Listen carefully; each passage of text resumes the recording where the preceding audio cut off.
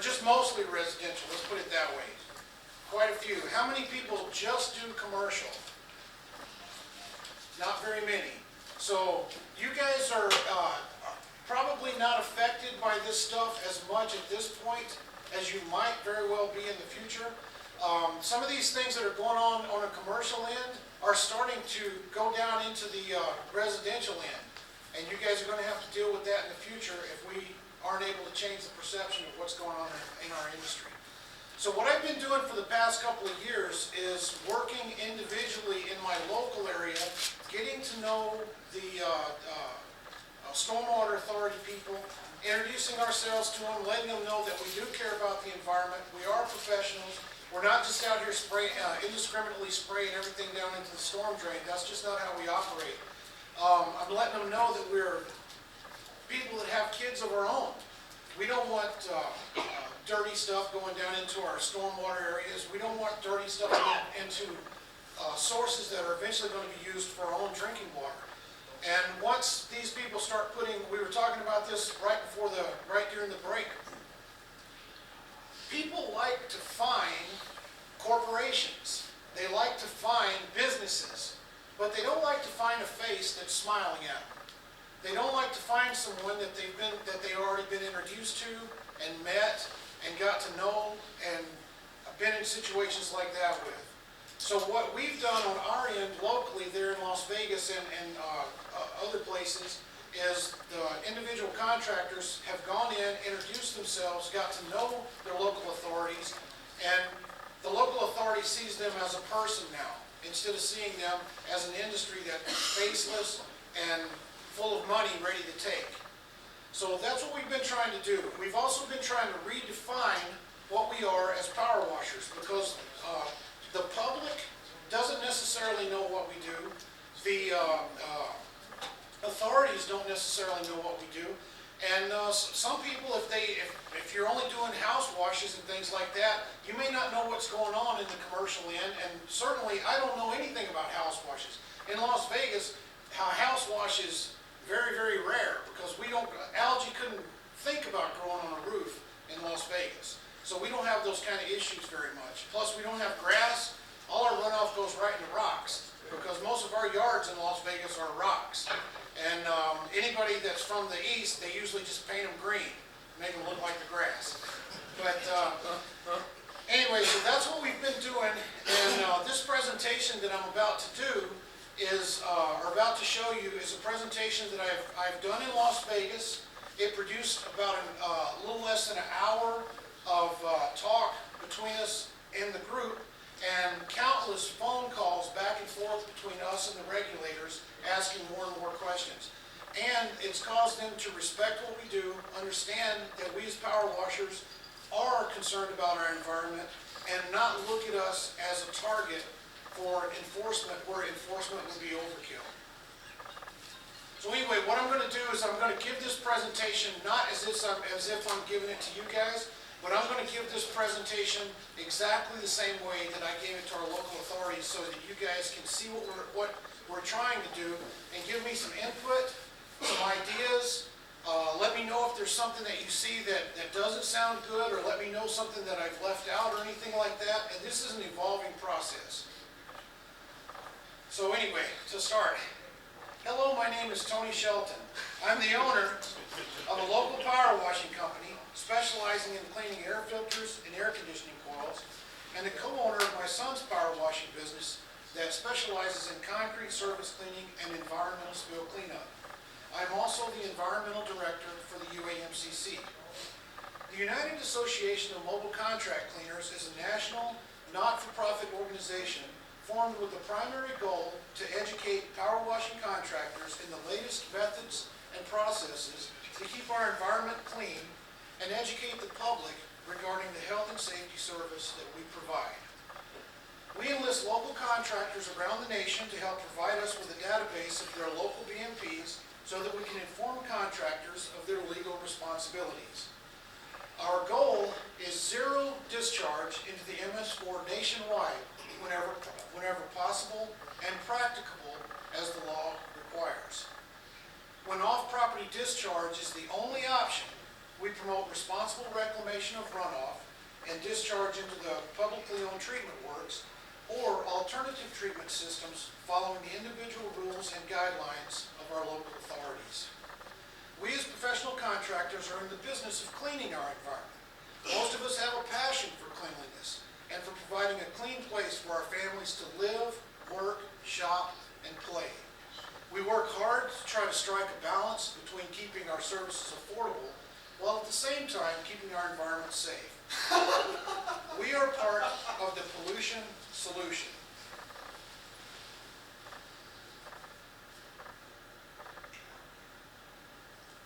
Now that just worked just a minute ago. There we go. Debris from trees, metals, and oils from automobiles, and a host of other contaminants sit in waiting for a storm to wash them into our storm drains. Regular street sweeping removes many of those contaminants before they get a chance to clog our storm drain channels. Ron, I'm going to need that, I think. You can't read? Street sweeping has proven to be an effective BMP for reducing pollution because it has a net positive effect. It doesn't work. It doesn't work? Okay. That work? If you go to the side, it won't be standing. Yeah, if you just go to the side. That's good. That's good. Power washing is now I can't see this. That's okay. I'll just move back up. Tony, we can't hear you now. Quit micromanaging his speech, Jay. I think there's a cord underneath there, maybe, Something for unplugged. the light. That's okay. What happened? Oh, There it is. I don't know. You just push the button. No, it doesn't. That would work. Yeah, then we unplug the presentation machine. Yeah, can't do that. No, I've got one plugged in. That's Whatever yours? Yeah. You were doing it. You were taking I it. didn't do that. Let me help you out, Tony. Leave him alone.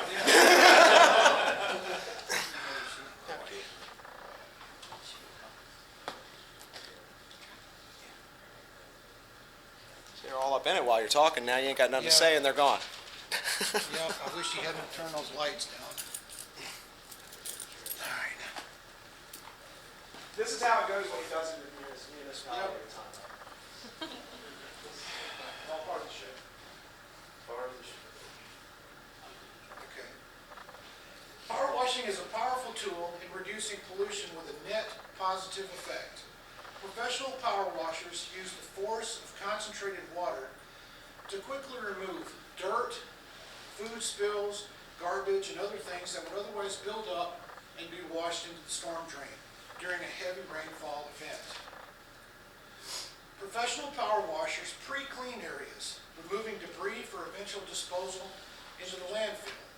They work in conjunction with the parking lot sweeping contractors and time their services to sweep debris and garbage into the open areas of the parking lots for complete removal by the sweepers. Frequent cleaning results in a higher level of pollution prevention, reducing buildup of garbage, debris, and contaminants that are more difficult to deal with and take more time to clean. This produces a net positive effect for our environment. The Clean Water Act is a sensible regulation designed to reduce pollution that plagued our waterways with all sorts of hazardous waste as recently as the 70s. From the beginning, the Act was designed to reduce pollutants to the greatest extent practicable. This simply means that situations need to be examined and evaluated, and pollution must be reduced to the extent that it can be without bringing the nation to a grinding halt. The power washing industry is not a huge industry cutting corners to make more money for their shareholders. The bulk of our industry consists of small, family-owned businesses who work hard to keep our environment clean. A modern society has to make trade-offs. The NPDES permit system is one of those trade-offs. It allows our nation to continue to produce products necessary for the 350 million people to live in a modern society, and yet sets guidelines for what is an acceptable trade-off. Acceptability is limited by what is practicable.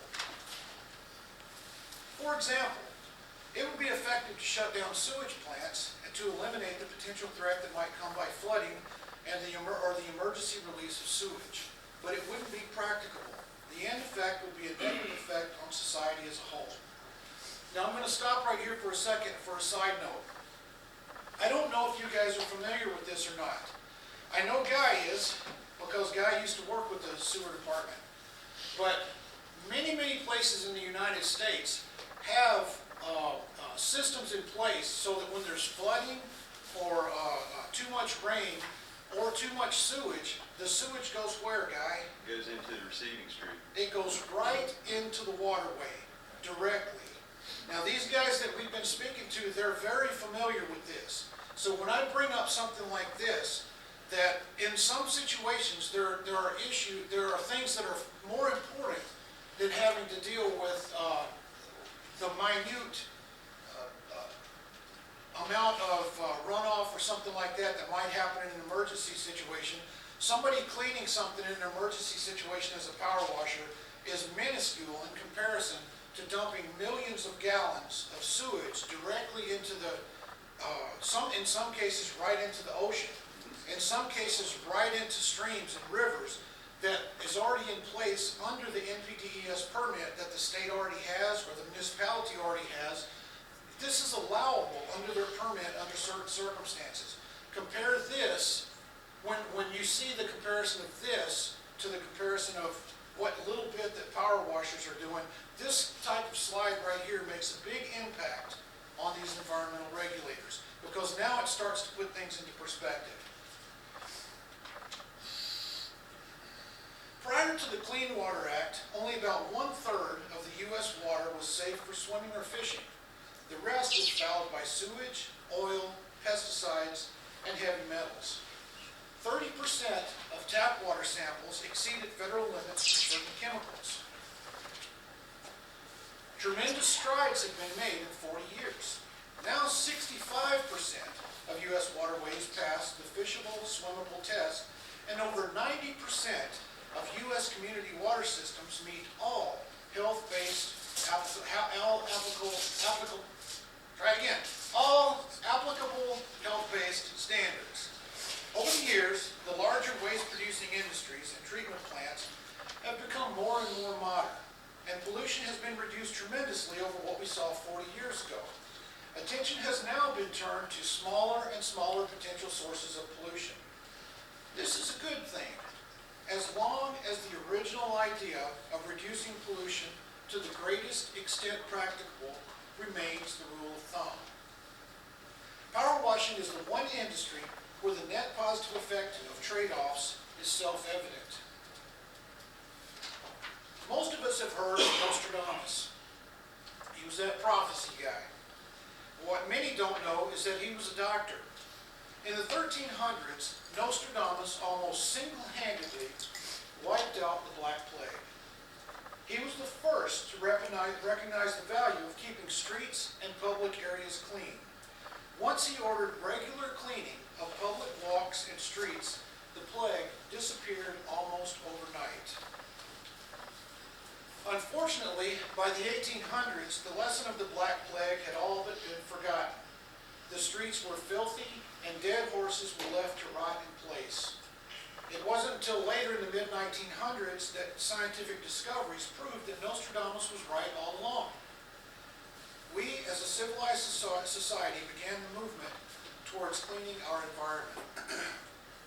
Localized cleaning of public areas where our families meet and our children play were the first steps taken to ensure the health and safety of the populace. This is what we do. Most professional power washers in the United States clean sidewalks, entryways, dumpsters, dumpster pads, moldy houses, algae-infested roofs, driveways, vehicles, and wood structures. We reduce trash, debris, smells, bugs, rodents, potential slip and fall injuries. We power washers are a health and safety industry. One of the most practicable methods of complying with the Clean Water Act is to simply keep everything on private property. This is an effective way to keep our environment clean in the vast majority of commercial cleaning applications. Most modern properties are already built in a way that makes compliance simple for power washers. For example, Many malls, shopping centers, strip malls, and restaurants are already built so that the drainage goes away from the MS4. Many have treatment built in, ranging from retention or detention ponds to grassy, vegetative areas, all the way up to built-in interceptors. Sweeping contracts for these facilities reduce the cost of cleaning by allowing evaporation to take care of the water, while sweepers remove any leftover dust and dirt. The two industries work hand in hand to produce a synergy that protects the environment. The combination of these two industries works day and night to keep our stormwater conveyance clean. Few commercial cleaning contracts have the potential for direct discharge into the street or storm drain in this day and age. Power washing organizations like the UAMCC help professional power washers to keep up with the latest methods to deal with those situations, should hazardous materials be involved. Reclamation of the water is an expensive proposition in many cases and has environmental trade-offs of its own. Yet professional power washers keep reclamation equipment on hand for just those situations. The vast majority of commercial cleaning outside the fleet washing industry is dedicated to keeping our sidewalks and public access areas clean. Soda pop spills, dropped or discarded food, gum, cigarette butts, and general refuse compose the bulk of the contaminants that we clean. These items left to nature draw bugs, rodents, and produce foul smells. Hot water cleaning breaks it up into harmless debris that is easily captured and leaves clean surfaces for our feet to walk on, and in many cases for our children to play on. Most of the large debris is taken care of in the pre-clean methods that professional power washers are taught in wash water control certification schools. Large debris is swept up, bagged, and placed in dumpsters provided by the property owner. The thin layer of dirt and spills are then cleaned as needed. The most common method, this is how we keep sidewalks clean. The most common method is using hot water and a surface cleaner that employs two pressure washing nozzles spinning at a high rate of speed to clean the concrete thoroughly. A surface cleaner provides concentrated cleaning right at the ground where it is needed the most and where every drop counts. Runoff from this type of cleaning is minimal and taken care of in two general ways. In many jurisdictions, the requirement under the law is that we screen or filter the runoff through a mesh screen or a boom, much like the construction industry does. In some cases, if we think there may be traces of oil spots on the side, we also gravity filter the water through oil socks. Once the water has been filtered this way, the resulting clean, oil-free water is free to enter the storm drain in many jurisdictions, including the Bay Area around San Francisco. It is a simple, effective way to keep our storm drains clean. Without the benefit of power washing, these contaminants, including the garbage and debris, would inevitably end up in the storm drains and eventually in our waterways. Another health and safety issue that power washers deal with for the public is cleaning refuse areas. Dirty dumpster pads can be a breeding ground for insects and rodents. Most dumpsters, like sidewalks, can have a little more than garbage and spilled food and drinks. In most cases, they can be handled in a similar way as sidewalks. Frequent cleaning by professional power washers result in a net positive effect to the environment by removing garbage, debris, and spills that would have eventually washed into the storm drains during a rain event. Many professional power washers serve the community by cleaning residential homes. They clean algae or mold off the sides of our homes and our roofs, especially in the warmer and more humid climates. This type of natural growth reduces the lifespan of paint and our roofs. Cleaning them lengthens the duty cycle and results in less frequent repainting and roof replacement. Most of the runoff of these types of activities goes safely into the landscaped areas, where nature filters the small amount of water that is used in these activities. Oil spots in driveways and garages are normally treated with dry compounds, which are deposited in the trash. Some popular misconceptions. First misconception is that reclaiming water is an inexpensive environmental control. Second, that power washing is a drain on water resources. And third misconception, that power washers routinely dump runoff into the storm drain. Reclaiming water looks simple at first glance, especially as presented by those who are in the business of selling such equipment. Reclaiming water in many power washing situations, is a lose-lose for everyone involved. For example, the entry at a local shopping center near our home is or should be cleaned at least twice per month. Let's take two real-world scenarios, and when we are done, let's see if our perception of reclaim changes. For example, a local Albertsons grocery is cleaned 2 times per month. The power washer goes out, sweeps, pre-cleans, and gets most of the debris up. And then he coordinates with a sweeper schedule. In our case, in Las Vegas, I don't know about your local area, but in our case, street sweepers hit shopping centers as much as 5 or 6 days a week. So there's not really a whole bunch of coordination that has to go on because we know they're going to be coming anyway. But if it's coordinated with the sweeper schedule, then that's part of your pre-clean or part of your plan. And then the power washer just uses only hot water to clean. This takes about 30 minutes and about 120 gallons of water, and it's very affordable for the store. Now let's take a look with reclaim required, and let's see how that changes. First, the area is pre-cleaned just like before. The vacuum is set up.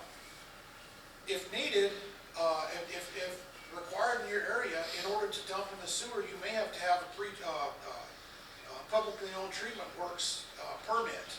In other words, you may have to have a permit from the sewer department to even dump into the sewer at all.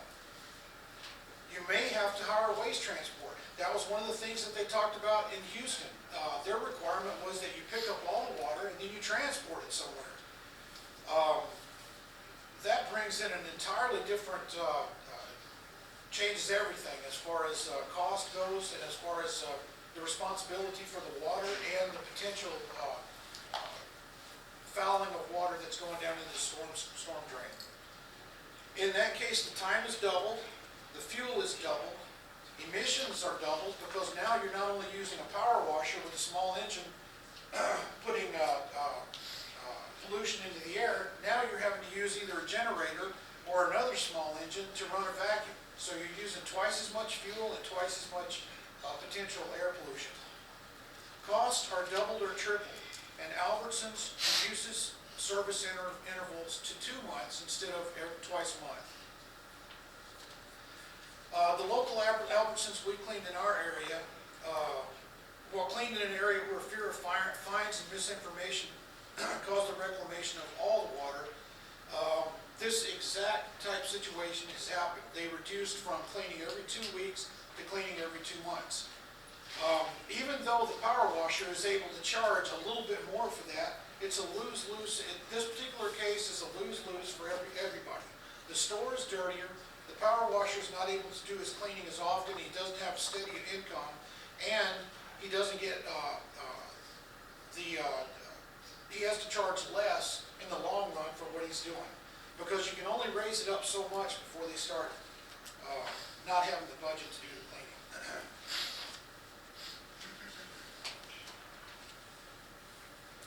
The end results are as follows.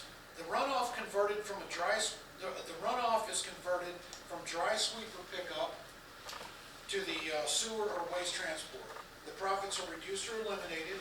There's more time for contaminants to build up in between cleanings. Air pollution emissions are doubled, we mentioned that. Extra vacuum lines cause more of a trip hazard, and everyone suffers.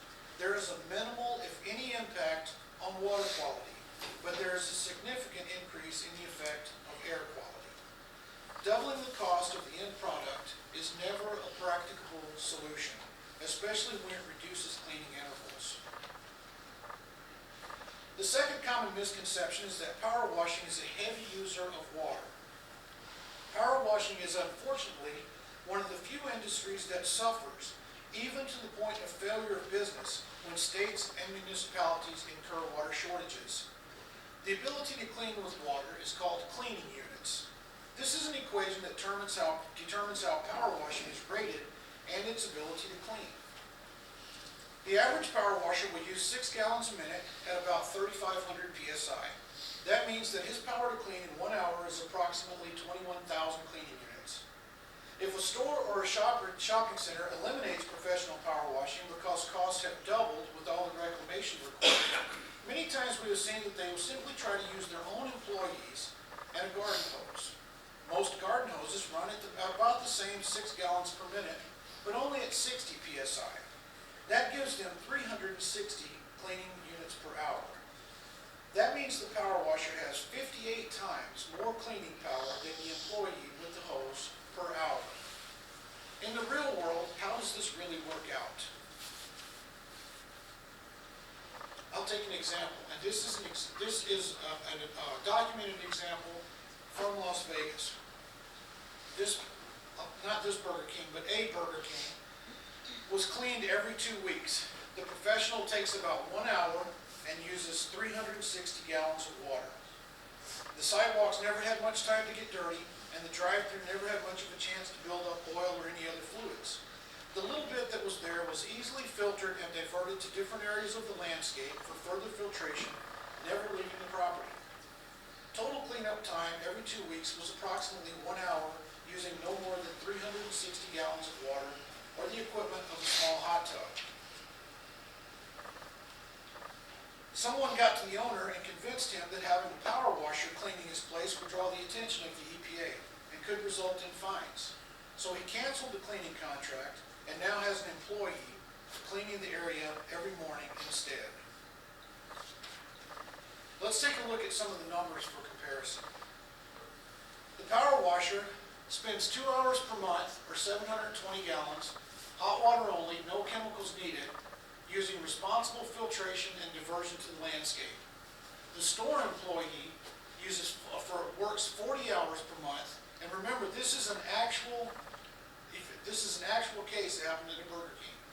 He uses approximately 14,400 gallons, and who knows what chemicals he's using.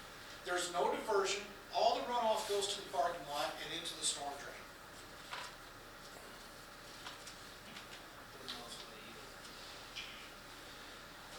The average power washing truck working full-time will take 8 to 12 full 8-hour days of work to use the amount of water found in a residential-sized swimming pool. If you take a desert city like Las Vegas, for example, with 2 million residents, and look carefully into the statistics, you can begin to get an idea of the very limited risk that power washers pose in their normal scope of work. At best estimate, on any given day or night, there could be as many as 80 pressure washing rigs working in the Las Vegas metro area. As many as half of them are working on properties where the potential outfall into the storm drain, where there is no potential if as many as half of them are working on properties where there is potential outfall into the storm drain, and they use no BMPs whatsoever to control the runoff. That means that a maximum of 86,000 gallons of water runs through their combined equipment per day, and that could potentially get into the storm drain. Even in the wintertime, more than half of this water will evaporate on site before it even makes it to the street of the storm drain, especially when using hot water, which dries and evaporates fast. That brings us to a maximum of 43,000 potential gallons of water per day into the storm drain. Here's some surprising facts. 150 million gallons of water enter Lake Mead daily on average. Power washing represents less than 2/10,000ths of that. Considering the importance health and safety issues at risk, there is no question that power washers need to be able to work and do their jobs keeping our country clean without fear of fines or rising costs that would eliminate their customer base and put them out of business to the detriment of the public. We provide a much needed service to our communities. With your help, we can continue to be a part of the solution. The problem we've had over the past 20 years has been a well-coordinated effort by those who lobby to force us to buy reclaim equipment and to paint us as polluters to the authorities. We have not had a voice in the past. The result has been infrequent cleaning, leaving debris and contaminants to go unfiltered into the storm drains during rain events. Our industry has failed to show the community that we are cleaners, not polluters. That is our problem. This presentation is the beginning step towards reaching out and reintroducing ourselves to the communities as the cleaners and environmentally responsible members of the community that we are. We provide a much-needed health and safety function. We prevent tons of debris from entering our waterways each year. We keep sidewalks, play areas, and dumpsters clean for our kids and your kids. We need your help to spread the word that the power washing industry is a net positive for our environment. In your local area, we ask that you take these facts into consideration and help make sure that overreaching regulations that will do little to nothing to protect the environment do not become a deterrent to our communities and produce the opposite effect of what is intended. Power washers, we are your partners. We share the same environmental goals. We are a pollution solution. Thank you.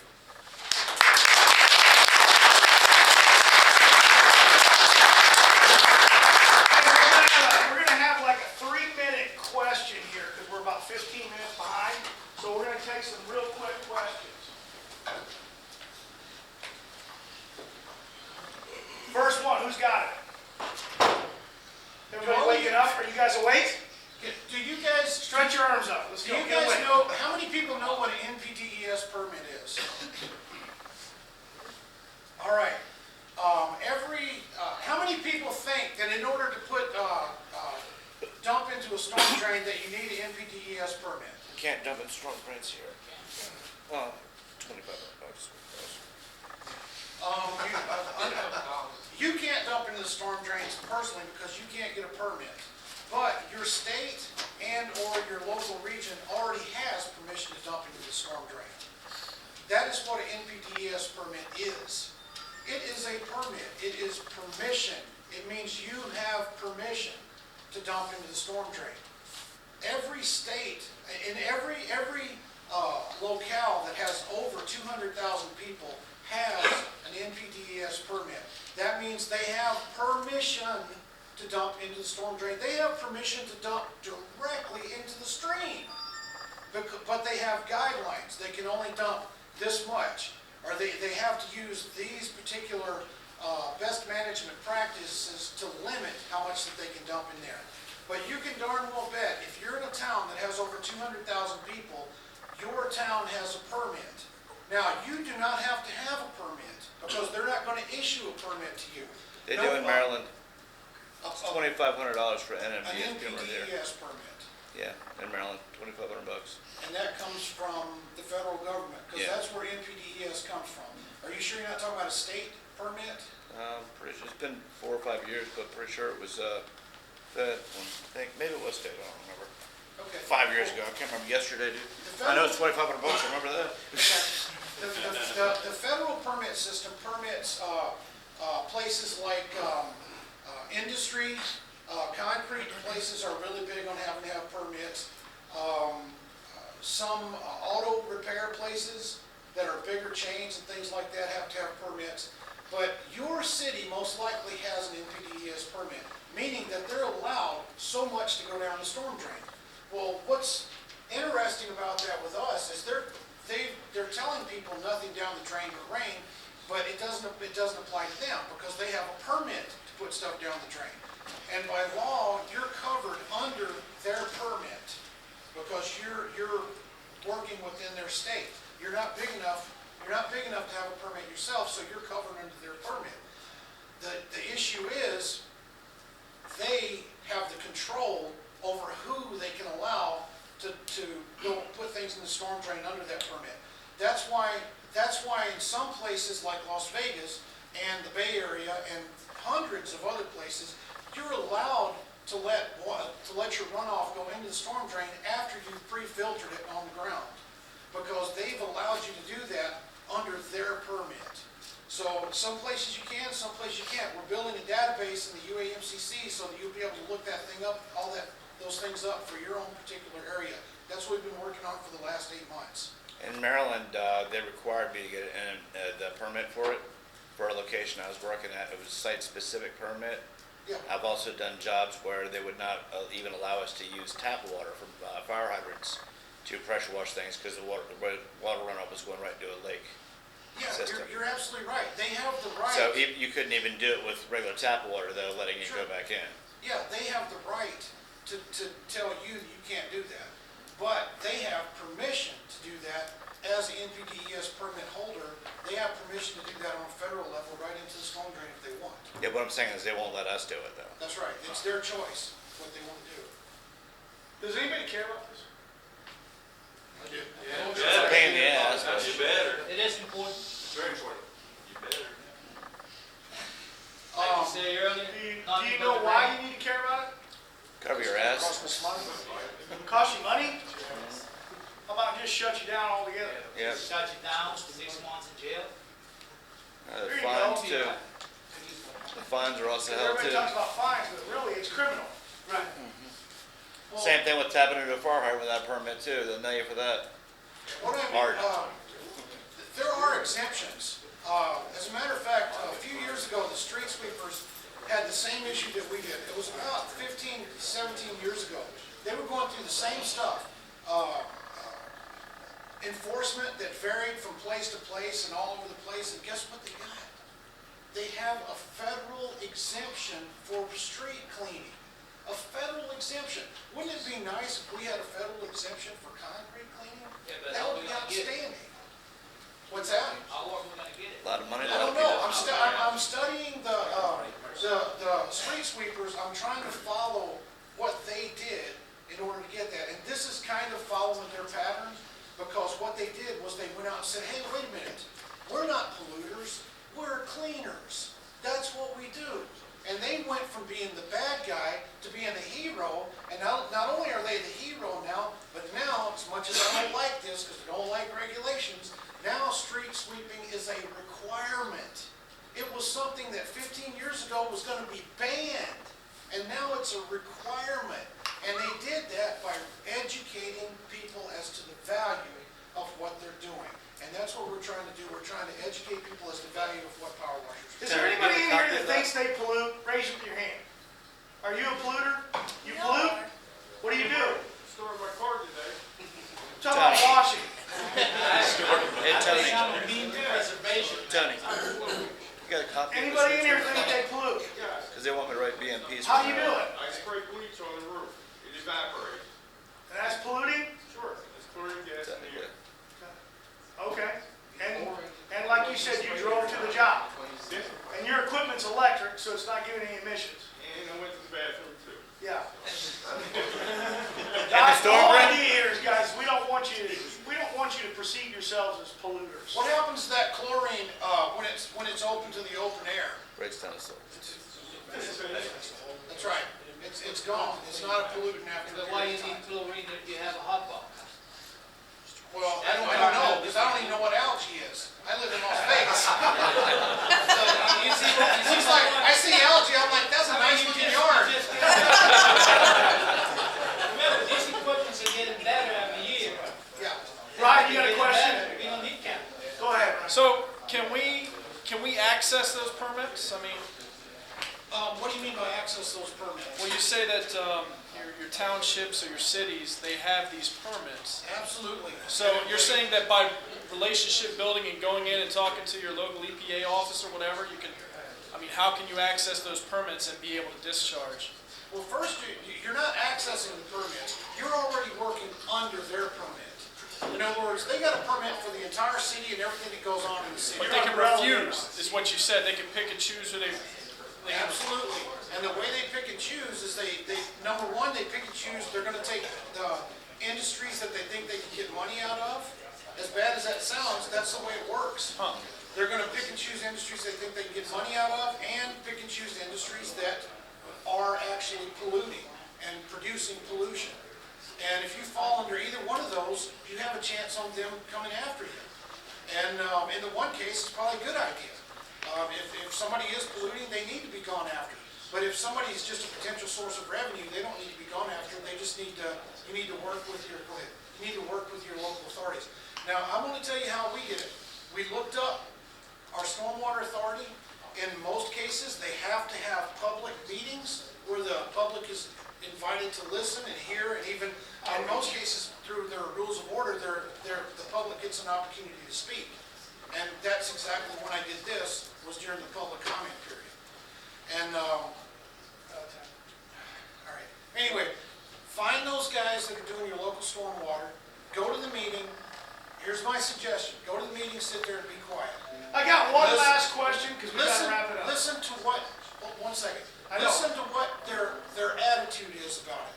Learn, go there 5 or 6 times before you even say a word, and listen to what their attitude and the direction they're going, and then once you find out what their attitude is, then you need to come, figure out a way that you're gonna introduce yourself to them as a cleaner and not a polluter, and build a relationship like that. Hey guys, if you want to be on the environmental team, I told you, you don't have to be a contributing member to be on it. You're in the industry.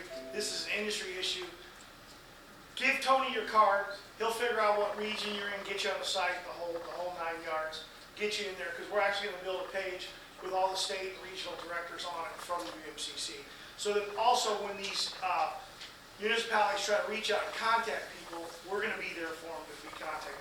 And we want them to contact you locally, because we're not running around the country trying to be a police officer. He's pretty adamant about that, right, Tony? Yeah, and one more thing for you guys to know about this presentation, where some of this stuff may have been, not over your head, but in things that you don't know about, I can guarantee you that everything in this presentation, these guys that we're speaking to know everything about exactly what we're talking about. They know all the acronyms, they know everything NPDES, they know all that stuff. So when they see this, they're gonna see through it with different eyes than you guys see it. Yeah.